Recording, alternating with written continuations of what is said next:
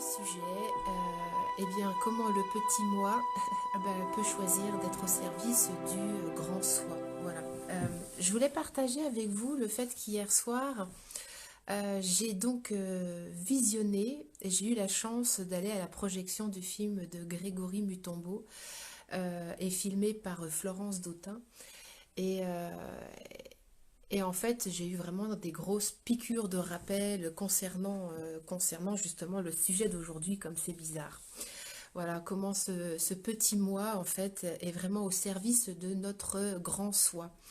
C'est-à-dire que durant ces 6 mois de tournage, enfin, c'est pas 6 mois de tournage, mais nous avons vécu trois rencontres sur 6 mois, et en fait, nous avons été filmés.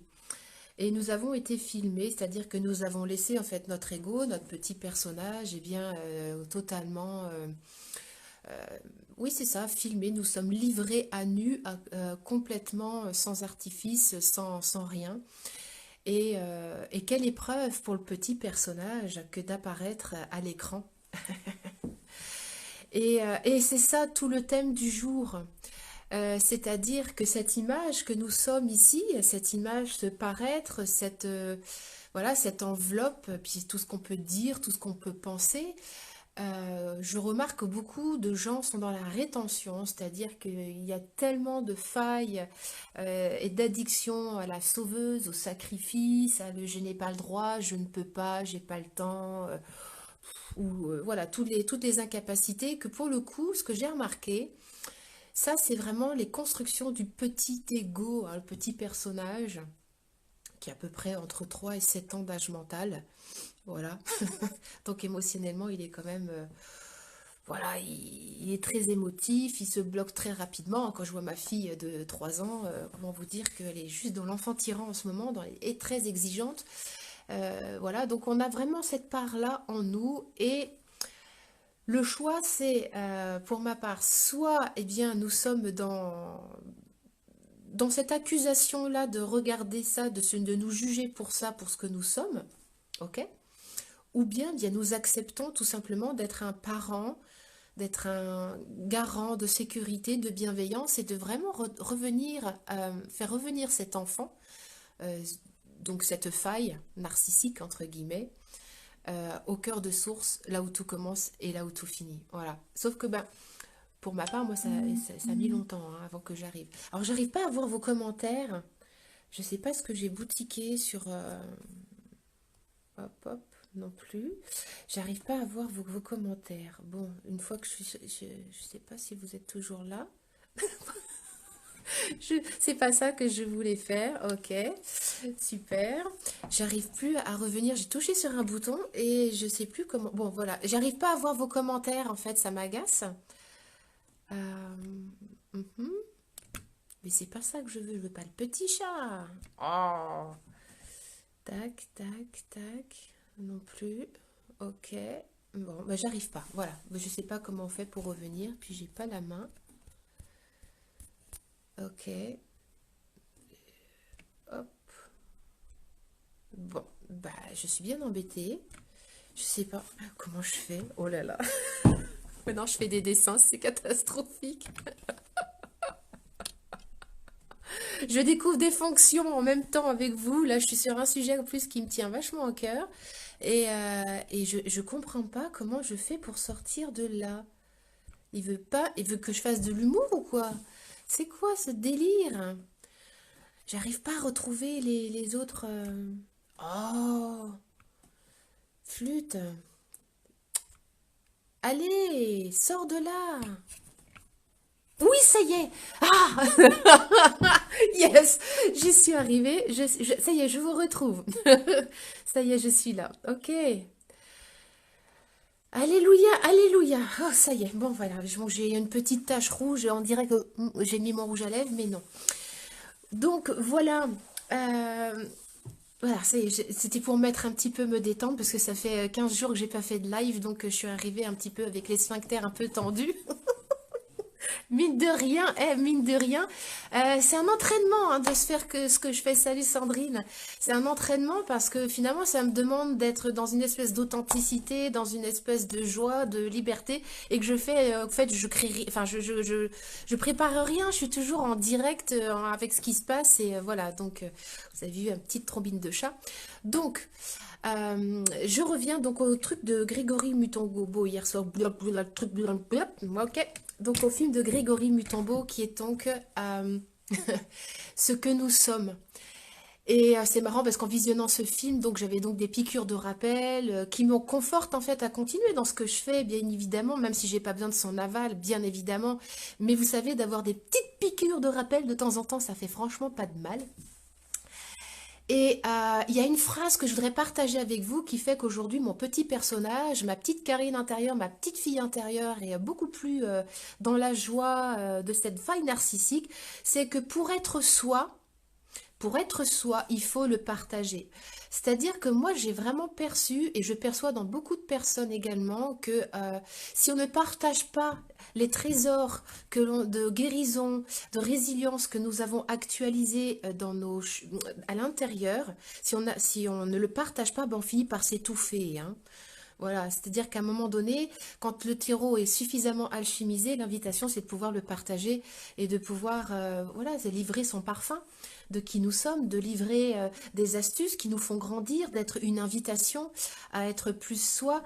Et effectivement, de temps en temps, comment dire, la frontière, elle peut être ténue entre justement cette petite fille ou ce petit garçon qui a besoin de se sentir exister, d'attirer le regard, ok? Donc il a besoin d'attirer le regard, ce petit enfant. Mais finalement, pour moi, là où j'en suis, c'est que je me rends compte que le grand soi, donc la grande manifestation, enfin le grand œuvre, se manifeste à travers ça aussi. Et c'est ça qui est juste génialissime, c'est de pouvoir s'apaiser là-dedans, c'est-à-dire dans tout ce que nous croyons être des défauts. Voilà, d'être, voilà, les gens qui disent, ouais, il est égocentré, ou il est ceci, il est cela, mais je pense qu'honnêtement, il n'y a rien à jeter, hein, vraiment, dans ce que nous sommes. Tout est bon. Et en fait, nous sommes juste là pour, enfin, je crois, mais c'est même pas que je crois, c'est que j'en suis intimement convaincue. Nous sommes tous là pour jouer un rôle magnifique. Imaginons que nous jouions dans le film de la Grande Vadrouille. Et puis que nous soyons soit Louis de Funès, soit, comment il s'appelle, mince, ah ça y est, je m'en souviens plus, l'autre, Louis de Funès, et puis Bourvil. Voilà, essayons de créer un film comique, quoi, et tendre à la fois, d'être dans la tendresse avec soi. Hein, il y a quelque chose de très tendre chez Bourvil que j'aime beaucoup. Et si notre petit personnage était juste un petit Bourvil très tendre à accueillir et d'arrêter d'être dans une espèce de condamnation non-stop de qui nous sommes, quoi, des manifestations parfaites de qui nous sommes. Alors je voulais aussi vous partager un livre que je connais, qui m'a énormément apporté dans ces espaces de résilience, parce que bon, vous le savez, donc j'ai fait du mannequinat, mais enfin, de toute façon, tous les gens qui sont addicts à l'image enfin, c'est qu'en fait, ils sont prêts à rencontrer ce qu'il y a derrière, hein, soyons très honnêtes. Quand on commence à regarder la coquille, c'est qu'on est prêt à regarder aussi l'envers du décor. Voilà. Et moi, je crois que je suis tombée addicte de mon image parce que tout simplement, j'étais surtout addicte de la mésestime de moi lorsque j'étais enfant. J'étais addicte à la sauveuse et au sacrifice. Ok, c'est-à-dire que j'avais tellement désinvesti l'intérieur, je m'étais tellement laissé pomper, mais c'était un choix, hein, c'est un choix voilà, qui est fait, hein, c'est-à-dire qu'on abandonne l'essence à l'intérieur, et puis finalement, pour ma part, pour me reconstruire, il a fallu vraiment que je rentre dans cette faille narcissique, mais c'est-à-dire vraiment sur ma peau, hein, vous voyez, l'esthétique, le visage, le maquillage, et tout ça, en fait, c'était une façon, en fait, de reprendre possession de mon corps, de mon image, tellement à l'intérieur, j'y étais pas, hein. Et c'est ok. Et pour le coup, euh, ces failles-là, ces empreintes d'abus dans lequel en fait nous sommes façonnés, eh bien je pense que le narcissisme, mais ça m'appartient. C'est une façon vraiment d'être dans l'estime de soi, de se dire oui, j'existe, je suis là, j'ai un corps, j'existe avec mon corps, ma peau, je la vois, je la touche. Et c'est ok quoi, c'est de pouvoir voir effectivement son image, dire oh, mon Dieu, mais en fait je suis un être incarné, je ne suis pas que désincarné. Et le fait de pouvoir se laisser prendre en photo ensuite avec cet état d'esprit-là, c'est-à-dire qu'au début, il n'y a pas cette conscience-là. Hein. Moi, j'avais pas cette conscience-là, j'étais addict à l'image et j'avais besoin, je vois, il y a plein de jeunes qui sont addicts à leur image. Et c'est ok. Pour moi, derrière, il y a vraiment comment dire, cette deuxième étape, c'est-à-dire qu'ils se rendent compte qu'en fait, ils sont en phase de résilience de l'image d'eux-mêmes et surtout de revenir vers soi. Et cette image de soi, c'est une façon de revenir vers soi, de s'aimer, d'aimer notre coquille, d'aimer qui nous sommes, le corps qu'on a choisi d'incarner. Et c'est pas si évident que ça. C'est pas si évident que ça d'en arriver là. Ça veut dire aussi réussir à tuer, entre guillemets, hein, l'enveloppe parfaite. Enfin, je rencontre beaucoup de femmes qui ont été mannequins. J'en connais deux, hein, deux, trois dans mon réseau, qui à un moment donné, quand on est passé par cette étape de mannequin, hein, donc d'être centré vraiment sur l'image pour se rencontrer, bien à un moment donné, il y a la phase où en fait on tue. On tue l'image de la belle femme, c'est-à-dire qu'il y a vraiment une destruction totale de ce à quoi on est accroché, hein, de ce à quoi l'ego est encore accroché pour pouvoir rentrer à l'intérieur. Et j'ai vraiment vu ça dans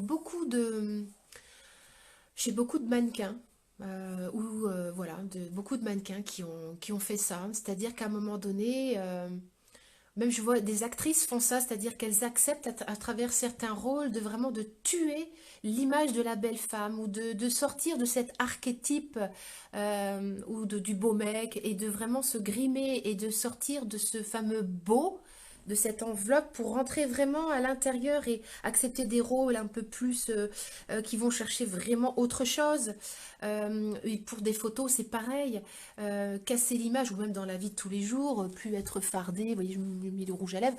Voilà, tout ça, c'est juste de l'esbrouf, hein, c'est vraiment de la poudre aux yeux. Mais derrière tout ça, quand on casse cette image-là, l'image de la belle femme ou du beau mec auquel on est attaché, eh bien, c'est vraiment une invitation pour rencontrer l'essence qui est derrière cette image de beau, en fait. Voilà, alors, je ne sais pas ce que ça vous fait, tout ce que je vous raconte. Est-ce qu'il y a des petits commentaires? Alors, Rabi, tu me dis, pour être soi, il faut le partager. Si nous ne partageons nos trésors de guérison, nos trésors de résilience que nous avons cultivés, nous nous desséchons, nous mourrons. Eh ben ouais, c'est exactement ça. Et c'est exactement la même chose dans nos espaces, nous, dans nos vulves, dans nos résiliences de vulves et de sexe de femmes. C'est pour ça que j'œuvre autant là-dedans, c'est-à-dire que, euh, comment dire, par exemple, là où j'en suis actuellement, je ne pourrais pas en être là actuellement à parler du sujet le plus tabou et le plus chargé de point de vue et de jugement sans avoir vraiment lâché prise sur, comment dire, sur ce que les autres vont penser et sur les jugements des autres. J'ai pas choisi la facilité hein, en choisissant d'œuvrer dans les vulves. Alors souvent on va utiliser le mot périnée ou l'utérus, il y a la bénédiction d'utérus, il y a la bénédiction, enfin il y a tout ce qui est œuvré sur le périnée. Mais moi je suis vraiment sur cet aspect de la vulve.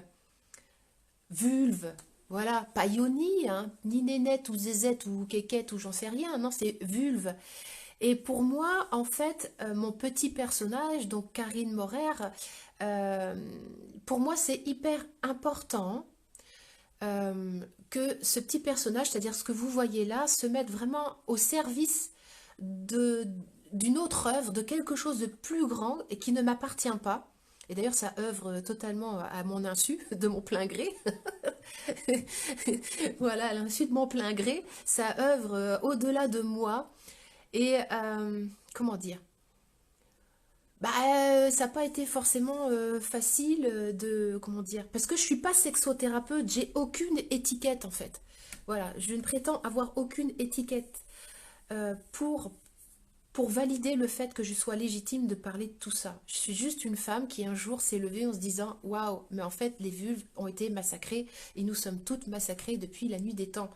Et s'il était temps de se réveiller, wake up, les belles endormies, wake up. Et si nous mettions toutes et tous, parce que les hommes sont de contribution, justement notre conscience, je veux dire notre petit personnage, notre ego, est-ce que si nous choisissions de tous et toutes ensemble de mettre tout ça en branle pour plus de conscience et plus de joie dans la vulve des femmes, voilà, comment notre, je sais pas, comment notre monde s'en sortirait si justement les femmes se réappropriaient cet espace.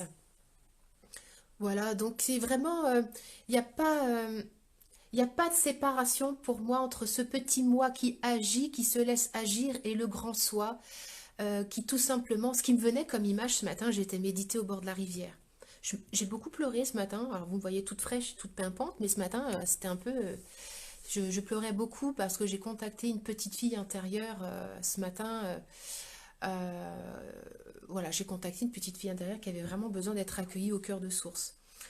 Et je sais même plus pourquoi je vous dis ça. Je sais même plus.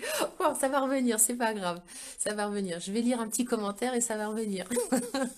Alors, Agnès, tu nous dis tout à fait. C'est ce que j'ai vécu après 15 ans passés à travailler au Moulin Rouge et tout ce que cela impliquait pour les stéréotypes de beauté et vision de la femme. Waouh, un sacré challenge de redécouvrir, de redécouverte de mon corps une fois hors des murs. Waouh, merci Agnès pour ton témoignage. C'est exactement ça. Et tu viens vraiment appuyer la perception que j'ai de, de tout ça en fait. C'est chouette. Ouais, je méditais au bord de la rivière. Merci Abby. Pourquoi je disais ça, punaise? Ouais, ce matin j'étais émue. Ah, j'ai perdu le fil. Ça m'arrive rarement. J'ai lâché le fil directeur. J'ai lâché le fil directeur. Ah. Bon, bref. Bref. Là où ce qui est très intéressant, c'est qu'en fait, quand je constate, en fait, ces vides, ces manques, ces failles, ces addictions à je ne peux pas, j'ai pas le droit, je suis pas légitime. Alors moi, je parle pour moi, hein. Une fois que tout ça, ça a été identifié, eh bien, en fait, euh, il n'y a aucun vide, aucun manque que nous ne soyons capables de remplir nous-mêmes. Et honnêtement, moi, je vous invite à partager. Il y en a beaucoup en ce moment que je vois. Par exemple, il y a Magali qui partage en ce moment des vidéos magnifiques de sa résilience. Et c'est ça, c'est de se mettre en... Comment dire? C'est de se mettre à nu, c'est de se mettre, de partager qui on est, notre saveur, notre parfum, en se libérant vraiment de nos points de vue, de nos jugements. Et tout simplement, tous les points de vue et les jugements dont nous avons peur, que nous avons peur que les autres projettent sur nous, ce sont juste les nôtres, hein. C'est juste, en fait, on a peur, tout simplement, ce que disait Grégory Mutombo hier soir, on a peur qu'ils pointent, en fait, leurs doigts, les autres, sur nos propres jugements. Et si finalement ils avaient raison, que je sois pas légitime. Hein? Et s'ils avaient raison que je sois pas légitime? Bah oui. Donc, mais ça demande un grand saut dans le vide, quoi. Moi, quand je me prends en photo ou quand je fais une vidéo live ou pas de live, c'est ça, ça demande un grand saut et une espèce de, comment dire, d'abandon, en fait. C'est ça, c'est un abandon que tout est parfait, que ce qui se passe, qui œuvre là entre vous et moi, vous êtes 15 là actuellement, enfin on est 16 en tout, il se passe quelque chose, quoi. Il se passe quelque chose.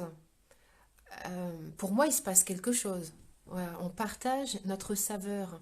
Et qu'est-ce qui nous empêche de mettre tout simplement, de partager cette saveur euh, sur la terre entière, que tout le monde puisse voir et partager tout ça. Alors, oui, alors, Martin, tu me dis, bonjour Karine. L'image de soi, la représentation que l'on se fait de soi-même est déterminante et conditionne toute l'existence. Merci pour ce partage de prise de conscience. Ouais, merci Martin. De toute façon, je ne peux pas partager autre chose que ce que je suis. Donc, Aurélia, savoir lâcher prise pour enfin oser être juste soi. Ouais, alors il y a vraiment pour moi aussi un équilibre assez ténu entre le moment où l'ego, enfin le petit personnage ou la petite fille intérieure veut s'emparer en fait du pouvoir, voilà, et puis c'est ce truc-là de regarder eh ben, qu'elle aimerait bien s'en saisir et d'être dans cette vigilance amoureuse avec un espace du père ou de la mère intérieure, des parents intérieurs qui viennent vraiment dire oui, je te vois, laisse-moi agir à travers toi. Et ce qui est vu, en fait, est tellement plus doux. Voilà, ce qui est vu, en fait, est tellement plus beau. Et je pense que pour nous, les femmes, c'est la prise de conscience que je voudrais vraiment partager avec vous. Euh, la matrice, je veux dire, le féminin, c'est une enveloppe, c'est un creuset. Nous sommes un creuset. Hein. Le féminin, son symbolisme, c'est vraiment le creuset. Et vraiment, ce féminin, cet amour, pour moi, c'est le liant entre, comment dire, c'est le liant, je ne sais pas comment expliquer ça, entre le Saint-Esprit, c'est-à-dire la source, et la chair, la manifestation la plus dense. Et nous, les femmes, comment dire, on a vraiment cette capacité justement par notre amour, par cette capacité qu'on a à entourer, à contenir, à être dans cet amour, j'allais dire immaculée conception, vous voyez, ce truc-là, d'être dans cet amour-là, dans ce creuset-là. D'ailleurs, nous fabriquons dans nos creusets. Nous fabriquons dans nos creusets. Et de vraiment mettre cet amour-là, ce liant, cette alchimie d'amour qui nous façonne, hommes et femmes, hein, ben de le mettre à contribution vraiment pour nos petits-enfants intérieurs. Très souvent, nous sommes vraiment, pour nos petits-enfants intérieurs, de très très grands bourreaux. Nous nous condamnons non-stop. Moi, de temps en temps, je suis assez exigeante avec moi. Et très rapidement, c'est un apprentissage, c'est de vraiment, comment dire, accueillir au cœur de source, accueillir dans ce côté féminin, dans cette tendresse. Euh, et dans cette adresse aussi alliée à l'humour. L'humour fait tellement glisser. J'ai posté ce matin un truc comme ça. En fait, c'est ça, c'est l'humour, le rire. C'est de la vaseline pour faire glisser les pastilles qui sont un peu raides. Hein. Et honnêtement, on en a besoin. Enfin, moi, j'en ai vraiment besoin, quoi. Voilà, de l'humour. Et je rigole beaucoup en ce moment. Ça me fait du bien parce que, parce que ça permet en fait de... C'est ça, le rire, ça vient assouplir, ça vient ouvrir le cœur et rire de soi, mais quelle preuve d'amour et d'humilité, quoi. Enfin voilà, et que ce féminin qui accueille, qui est dans cette joie d'accueillir, dans ce liant d'amour, waouh, l'accueil maternel de notre petit enfant intérieur. Et c'est ça qui se passait pour moi ce matin. En fait, je me suis rendu compte, j'œuvre sur le fémiculin depuis pas mal de temps, et je me suis rendu compte que j'ai accueilli ma petite fille intérieure depuis des années et j'ai jamais accueilli mon petit garçon intérieur. Et ouais, voilà. Ce matin, j'ai découvert que j'avais un petit garçon intérieur. Voilà. Et en fait, il était coincé, ce petit garçon intérieur, à l'âge de 5 ans. Voilà, il était coincé et... en fait, c'était ma petite fille à qui on avait coupé les cheveux de force et en fait, je suis devenue un petit garçon à ce moment-là, un petit garçon manqué. Et ce matin, c'est pour ça que je dis accueillir avec une espèce de bienveillance et d'amour, enfin sans ce cœur-là, sans ce féminin qui accueille tout et qui transmute tout, enfin comment dire, c'est pas possible quoi, sans l'amour, rien n'est possible. Et d'accueillir en fait notre petit garçon intérieur, notre petite fille intérieure, mais quelle joie! Quelle bénédiction! C'est... Ouais, voilà, moi ça m'émeut, là, ouais, je vais essayer de me retenir. Voilà, parce que moi, j'avais jamais pris conscience avant ce matin, quoi, que j'avais un petit garçon intérieur à guérir, quoi. Étant donné qu'effectivement, nous sommes, notre être infini n'a pas de sexe et que nous sommes féminins et masculins, alors on nous parle du féminin, voilà, de notre enfant intérieur. Moi, j'ai toujours imaginé une petite fille. Voilà, j'ai toujours imaginé une petite fille. Bah oui, bah non, ce matin, c'était pas une petite fille. Voilà. Donc, je sais pas ce que ça vous fait euh, d'imaginer que même les hommes ont peut-être une petite fille intérieure à aller chercher, quoi. Une petite fille intérieure à aller chercher. Donc, forcément, ça change la donne, c'est-à-dire que ce qui est vu, en fait, ce que l'esprit, en fait, ou le regard du divin ou du grand tout laisse avoir, les éclairages, hein, c'est vraiment des éclairages, ça éclaire vraiment toujours ces espaces de l'enfant, de l'ego, et très souvent, on va être vraiment dans cette non, je ne veux pas être éclairé, non, non, non, non, non, non, non, non, non, et finalement, mais laissons-nous regarder, quoi. C'est quoi le risque? C'est quoi le risque d'être vu? Bah, il n'y en a pas, hein.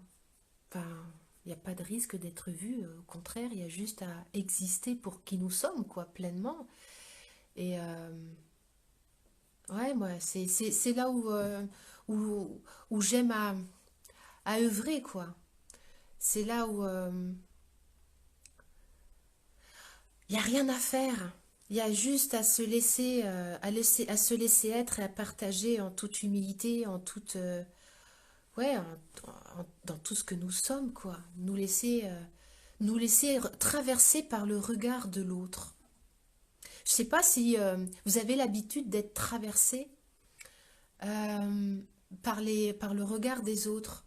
Il y a des gens, ils supportent pas hein, le fait d'être regardé les yeux dans les yeux et qu'on puisse se sentir traversé par le regard de l'autre.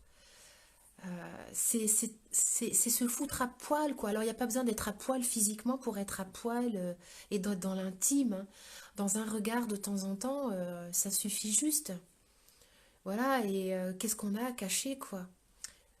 Il n'y a rien à cacher, tout est bon, tout est beau, et, et qu'est-ce qu'on attend, quoi? Alors, l'image de soi dont faisait allusion le plus souvent l'inconsciente est pas toujours objective.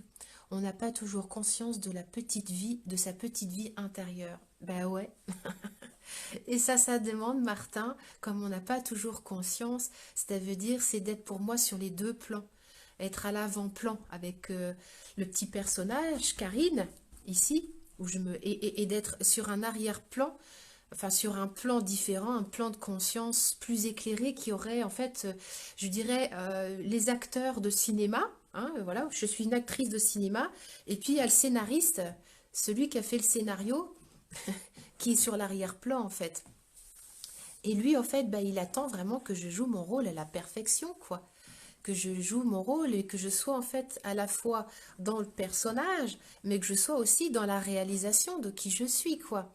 Parce que si le personnage, imaginons que Bourvil ne joue pas bien comme il faut, alors ils ont droit à plusieurs prises hein, pour faire un film, mais nous aussi nous avons droit à plusieurs vies, dis donc.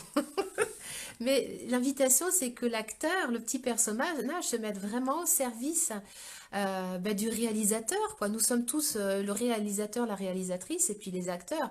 Et nous choisissons parfaitement sur l'arrière-plan, hein, le scénariste, il va vraiment choisir parfaitement les acteurs idéaux pour que nous jouions au mieux notre rôle et que nous grandissions au mieux, quoi.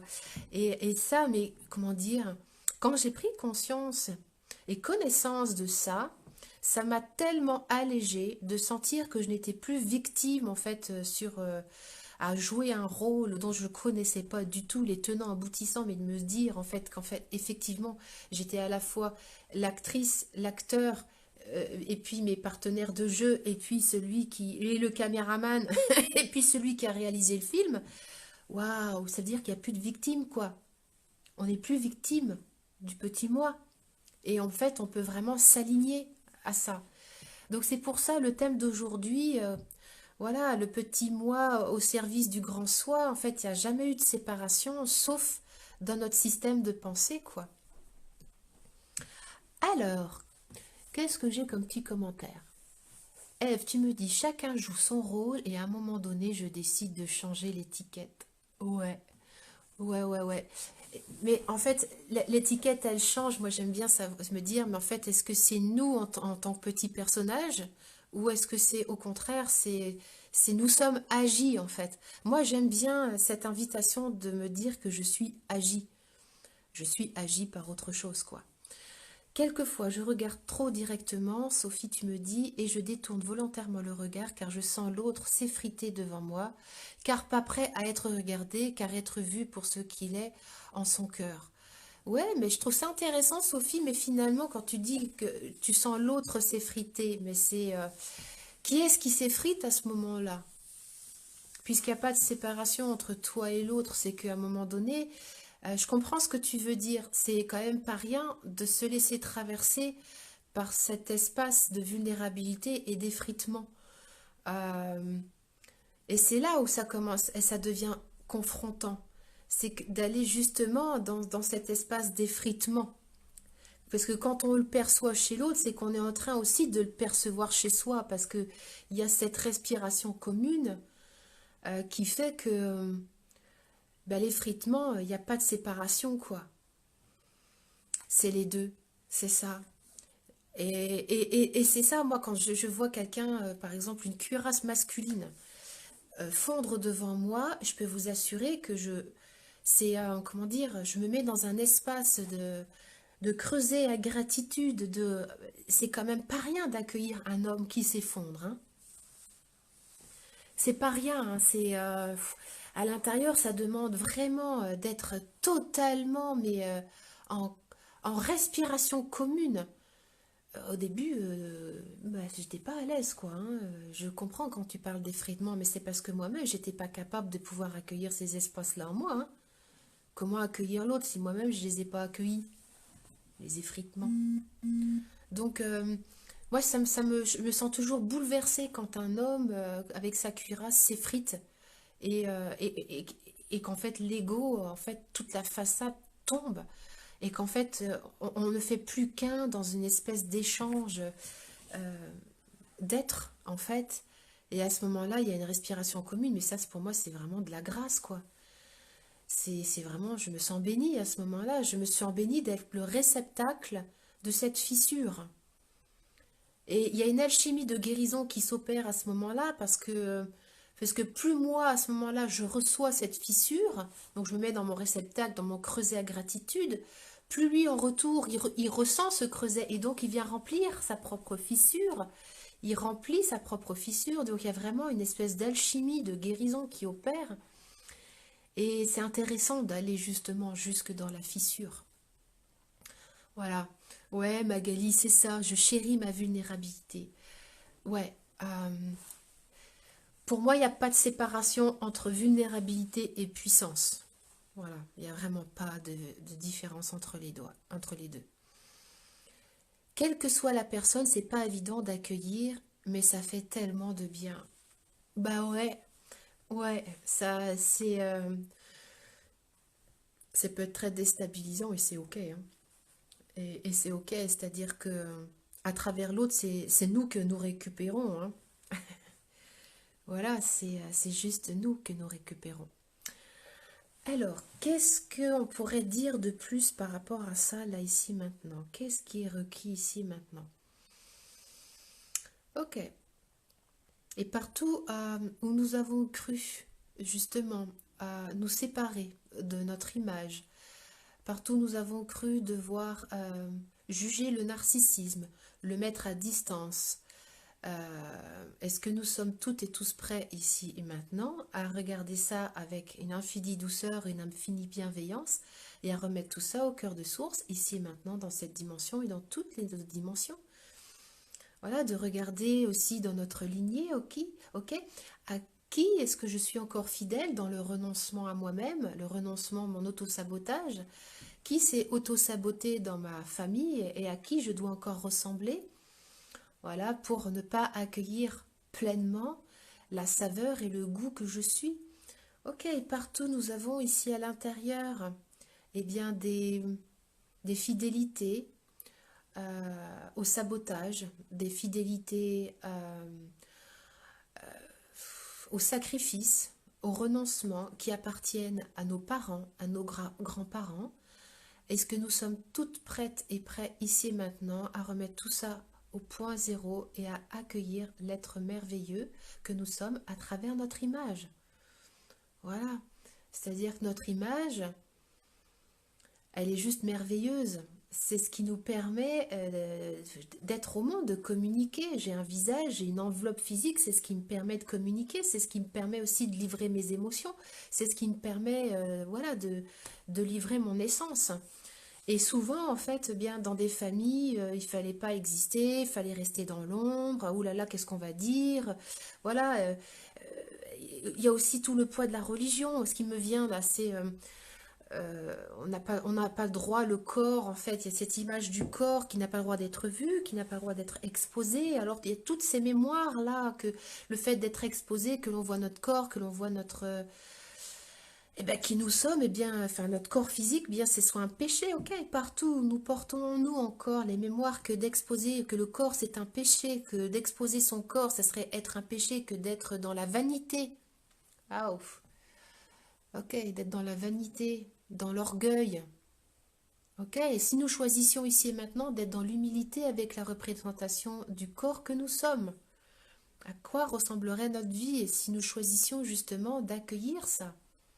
Ok, et tout ce qui nous en empêche là, d'accueillir avec bienveillance ce magnifique corps, l'image que notre corps, nos émotions qui passent par notre corps, notre être infini qui passe par notre corps, tout ce qui nous empêche là, retour au point zéro, retour au cœur de source, à la source de toute vie ici et maintenant, dans cette dimension, dans toutes les dimensions. Et est-ce qu'on est capable aussi, là je sais pas, ensemble, ce qui me vient là, ce qui me descend, c'est de, à travers nous, à travers notre visage, moi par exemple, je ressemble à mon père, eh bien, de voir en fait, et si nous guérissions tous ces espaces-là également de nos parents, de nos grands-parents, de leurs images, en fait, de voilà, de leurs photos qui n'ont pas pu être affichées. Je sais pas si vous avez des photos de vos aïeux. Moi, j'adore regarder ça, les photos de mes aïeux. Et puis, c'est ça, d'avoir un éclairage nouveau et d'avoir un regard de tendresse et de les regarder, de ramener tout ça au cœur de source ensemble ici et maintenant. C'est tellement beau de regarder nos aïeux leur corps, nous sommes passés par leur corps, nous sommes passés par la porte des ancêtres, par le périnée, par la vulve. Ok, ok. Et ici et maintenant,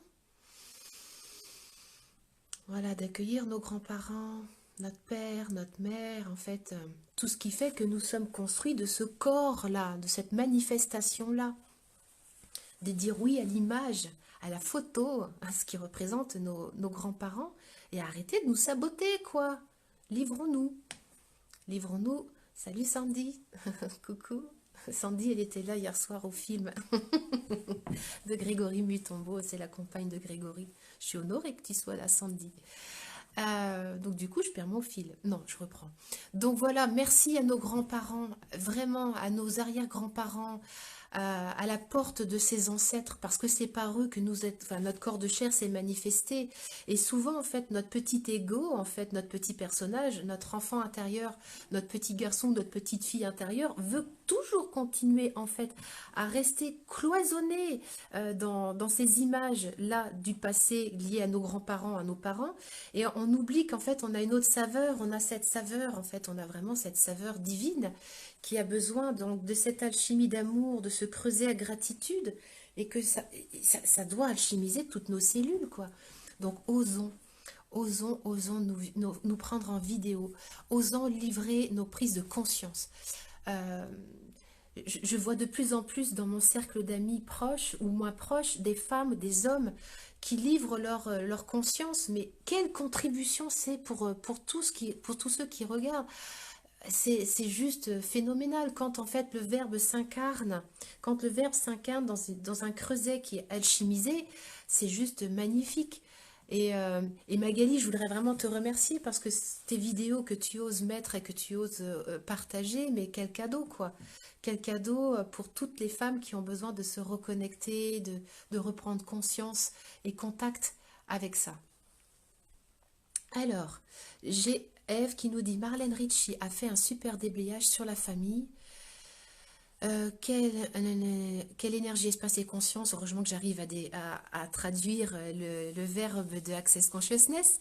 Mon corps et moi pouvons-nous être pour être la parfaite pour toute l'éternité et tout ce que cela fait remonter. Je détruis, je décrée. on complète hop, les pointillés par chacun de nos ancêtres. Eh bien oui, voilà, c'est vraiment ça, c'est accueillir vraiment l'image de nos aïeux, les regarder, en les regardant, c'est nous que nous regardons et se dire, ok, je me détache en fait de tous les points de vue, les jugements, les contractions, les négations, les mises à distance que vous avez mis en place pour vous renier, mais moi aujourd'hui à travers moi-même, mon essence en fait va dire oui à ça. Je dis oui totalement, totalement, intrinsèquement, cellulairement, dans tous les plans, dans tous les espaces à qui je suis. Voilà. Magali, oui, j'ai le regard de mon père décédé et parfois j'ai eu pensé que ce n'était pas mes yeux que je portais. Waouh, waouh. Eh bien oui, eh bien justement, et si c'était justement une résilience, enfin voilà, je veux dire, on porte des traits de caractère. Salut Pierre. Salut. Euh, Si ces traits de caractère physique, on choisissait justement d'y mettre de l'amour du cœur et d'y introduire en fait nos aïeux, quoi, tout simplement. À quoi ressemblerait ben, notre vie, notre estime de nous? Et si nous faisions justement briller, ce qui me vient là, c'est si nous faisions briller et si nous honorions toute notre lignée euh, à travers justement notre corps physique. Je sais pas, j'interroge. Et si nous choisissions de faire briller tous nos ancêtres qui n'ont peut-être pas su briller et que nous leur choisissions, en fait, nous choisissions d'être leur phare. Je sais pas, ça me vient comme ça là maintenant. À quoi ressemblerait notre vie? Ok, tout ce qui nous en empêche ici. Ok, d'être les phares aussi pour notre lignée transgénérationnelle. Retour au cœur de source ici et maintenant dans cette dimension et dans toutes les dimensions. Retour au cœur de source, à la source de toute vie, là où tout commence et là où tout finit. Voilà.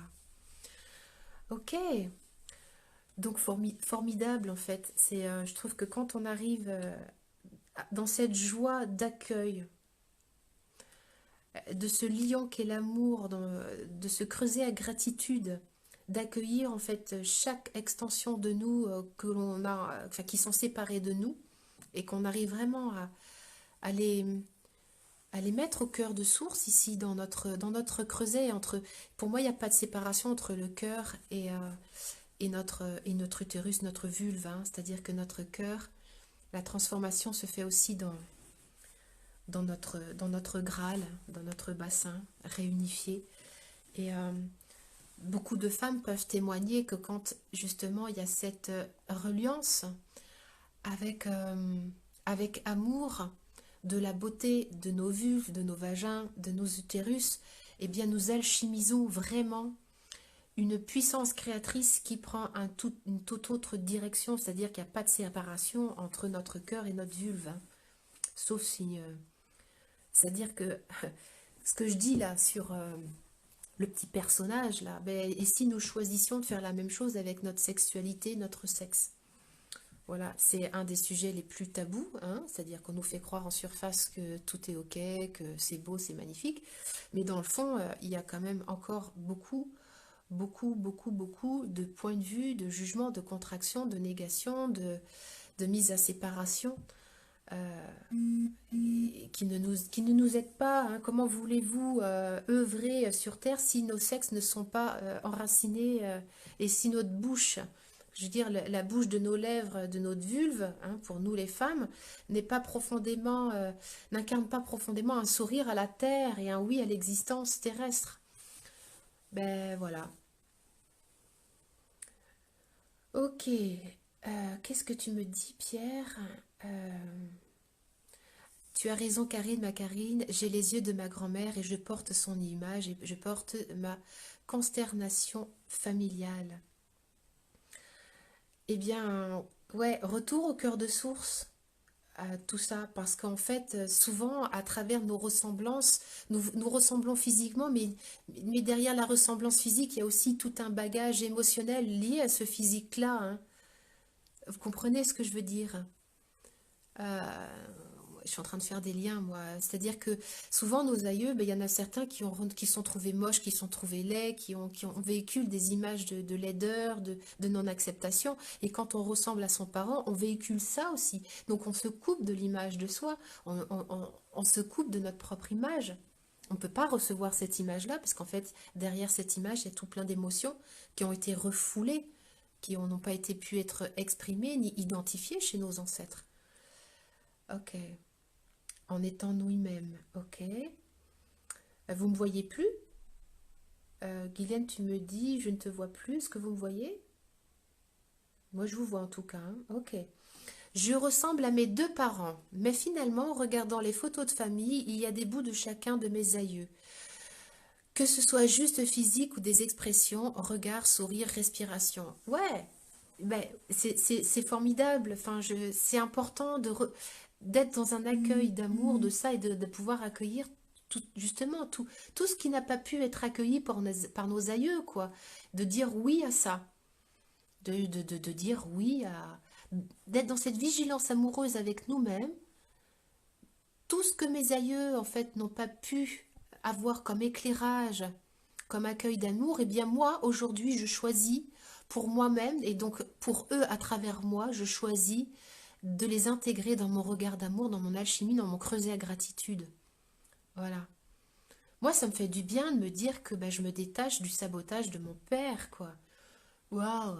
C'était un artiste qui n'a jamais abouti, il était avorté, hein. C'est un artiste avorté, donc le jour où j'ai mis en lumière et en conscience ça, bah, ça a changé vachement de choses pour moi. Je dis, mais punaise, et pourquoi je m'autoriserais pas à être pleinement artiste? Je suis une artiste.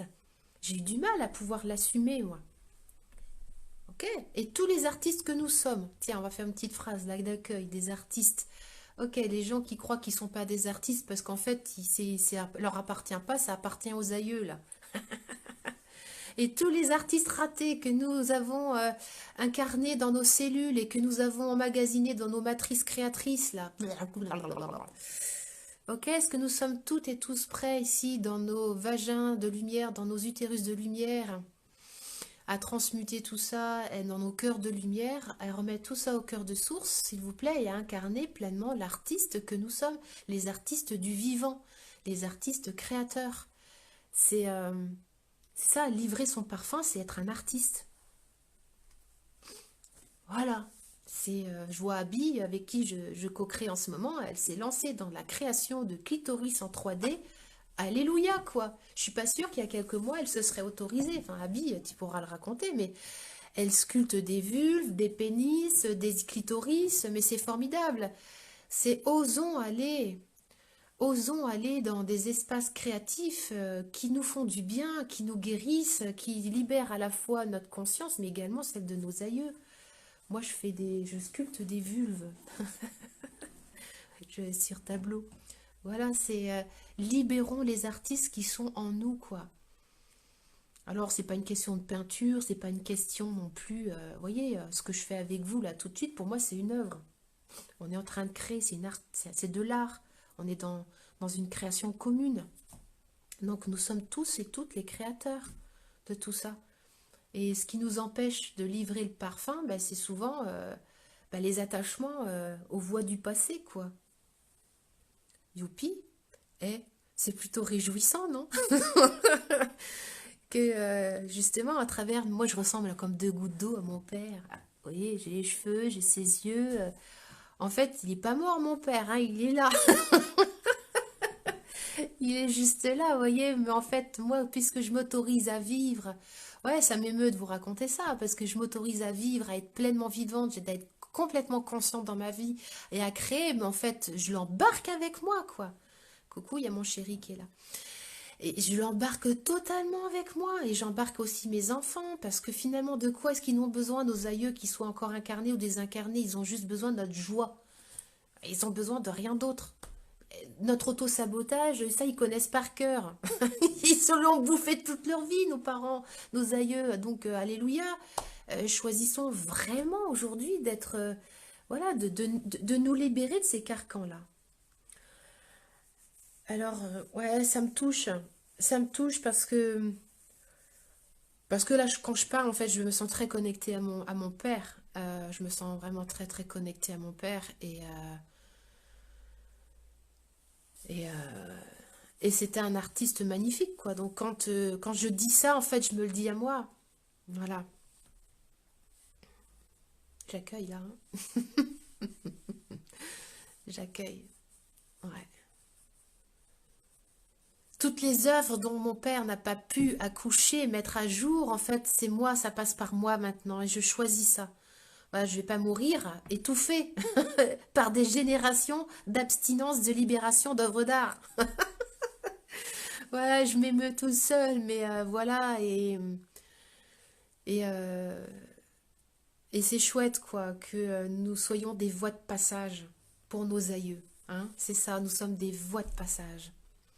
Alors, Pierre, tu me dis, mon parrain m'a toujours positionné second alors que je le prenais comme modèle. Il m'a castré, mais maintenant que je l'ai compris, j'ai changé. Tu l'as constaté sur les photos que je t'ai montrées. Bien oui. C'est-à-dire que nous, enfin, ce que nous laissons avoir, euh, c'est juste en fait enfin, comment dire, il n'y a pas de séparation entre ce que nous laissons avoir et ce que nous sommes. Voilà, c'est-à-dire, est-ce que nous sommes toutes et tous prêts à nous laisser accueillir dans notre vulnérabilité? Voilà. Voilà, et puis de dire, bah oui, j'ai eu besoin de me cacher, et de croire au moule, croire à j'ai cru au mensonge du moule transgénérationnel et d'être OK avec ça, d'être OK avec ça. Voilà, mais il n'y a pas de réveil sans être endormi, hein. Nous ne pouvons pas nous réveiller si nous n'avons pas été endormis. Donc plus nous sommes d'être à nous réveiller, plus en fait en nous réveillant, il y a une impulsion. Vous voyez, vous avez déjà vu dans un dortoir les petits enfants, quand il y en a un qui se réveille en général, ben, ils vont pas se secouer pour se réveiller, en fait, c'est automatique, quoi.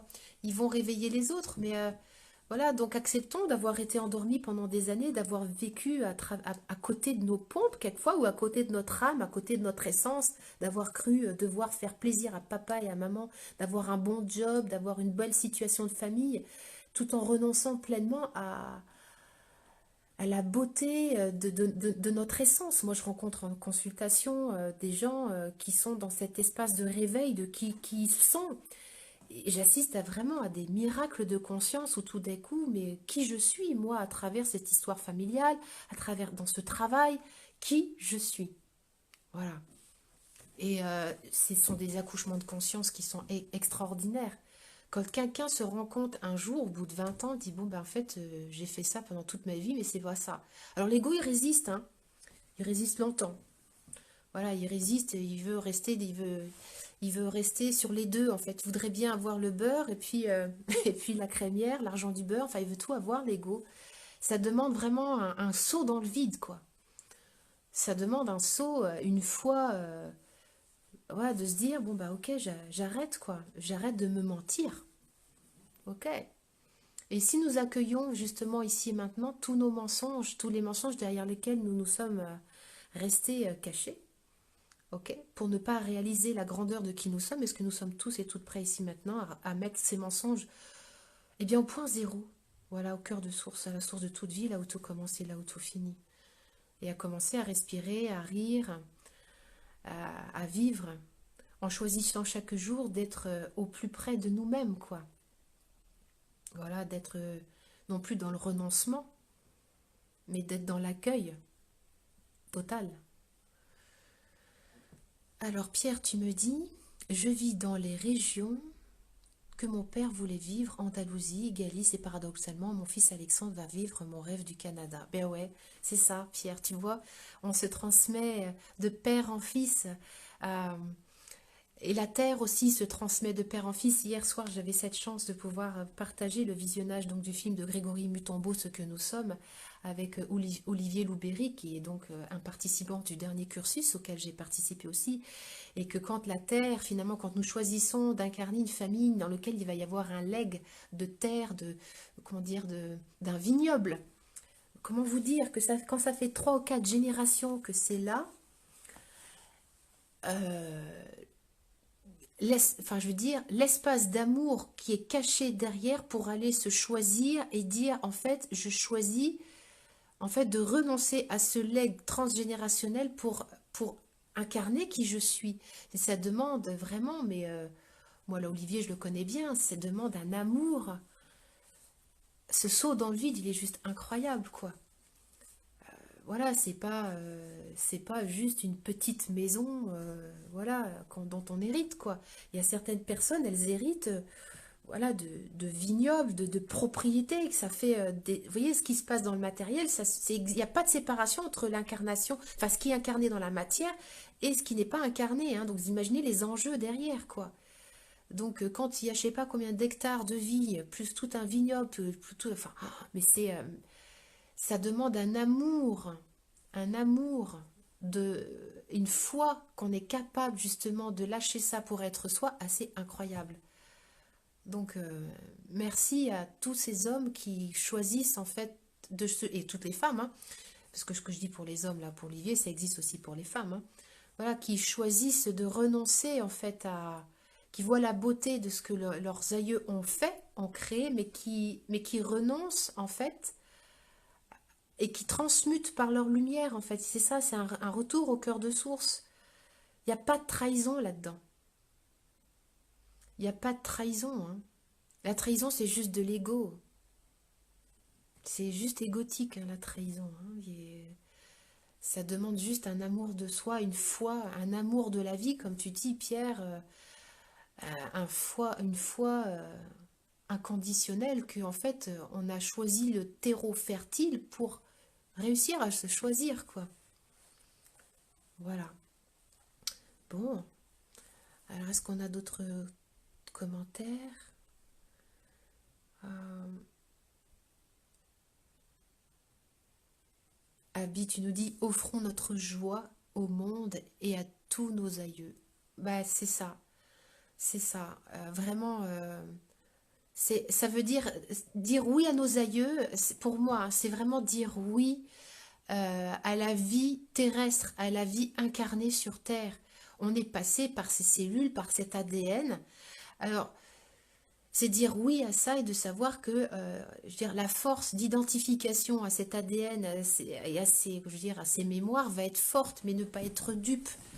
Que tout ça sont juste, comment dire, nous ne sommes juste que pur amour et on a besoin en fait cellulairement d'accueillir toutes ces mémoires-là.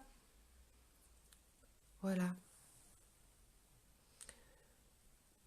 Pierre, tu me dis, se dissocier de l'esclavage, du patrimoine matériel, mais accepter le patrimoine de l'amour transgénérationnel. Waouh, c'est exactement ça, Pierre. C'est exactement ça, c'est transmuter totalement ça. Et souvent, en fait, ben, je pense qu'il y a des attachements, l'ego s'attache à la peur de la trahison. Et il y a c'est ça, tu parles d'esclavagisme, mais c'est totalement ça. Donc on devient, ces gens-là sont dans le sacrifice et dans l'esclavagisme parce qu'ils ont peur donc de trahir la lignée. Mais en fait, il n'y a aucune trahison, quoi. C'est ça, il n'y a aucune trahison. C'est juste le petit personnage qui croit que bah, qu'il y a une trahison. Et c'est ok. Et c'est ok, après, voilà, c'est quand le grand saut se présente, bah, le grand saut se présente, il n'y a pas de bon ou de mauvais moment, il y a le moment qui est ou pas. Voilà. Bon, bien, eh bien, je vais m'arrêter là pour aujourd'hui. Je nous remercie, je vous remercie, et puis je me remercie aussi pour ce rendez-vous sur ce profil. Donc je réexplique que je fais ce live sur ce profil parce que sur mon autre profil, pour le moment, je suis censurée de Facebook Live. Voilà.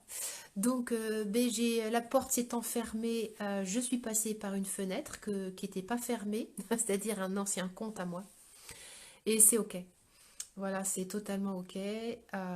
Donc je vous donne rendez-vous ben, la semaine prochaine pour un autre sujet, je ne sais pas lequel. Euh, voilà, sur ce compte-là. Bonne journée à toutes et à tous et à tout bientôt. Au revoir. C'était Karine Morer pour Femme Divine, enfin être humain intégral, être divin intégral. On va changer un peu, ça va faire un peu plus fémiculin tout ça. Être divin intégral. C'est bien ça aussi. Être divin intégral. Ciao.